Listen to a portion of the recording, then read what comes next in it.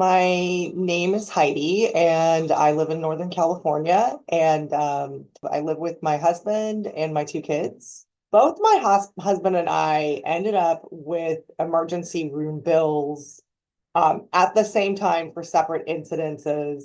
But in total, we both collectively owed around $2,500.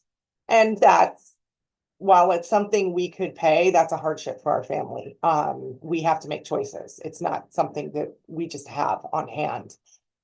We actually he set up a payment plan.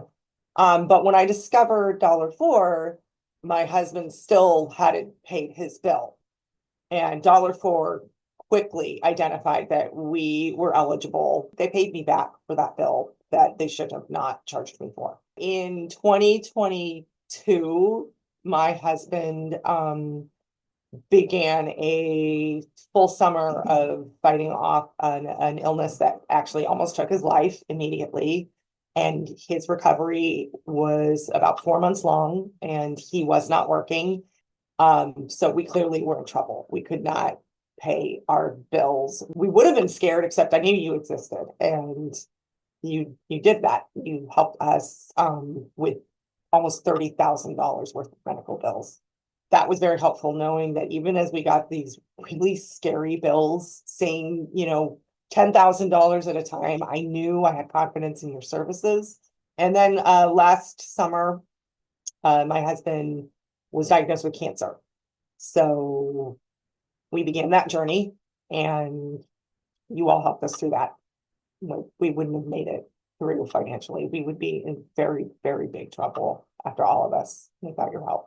It just takes you off your feet for a moment to think, what does happen to my family if this, $30,000 worth of medical debt is moved forward to creditors?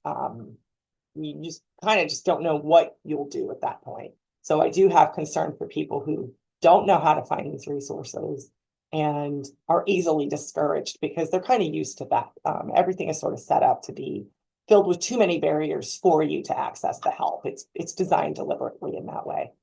Every time we got that letter that it was forgiven, it's a huge weight that comes off your shoulders. I mean, for real. I mean, and you sort of, you go from having that burden hanging over your shoulders, and in some cases wondering, oh my gosh, are we going to lose everything because of this? Or what is it we can't even think to dream about doing because of this? All of that is in play there. And the moment you get that notice, the fear goes away, and the idea that you might be able to focus on better things comes back.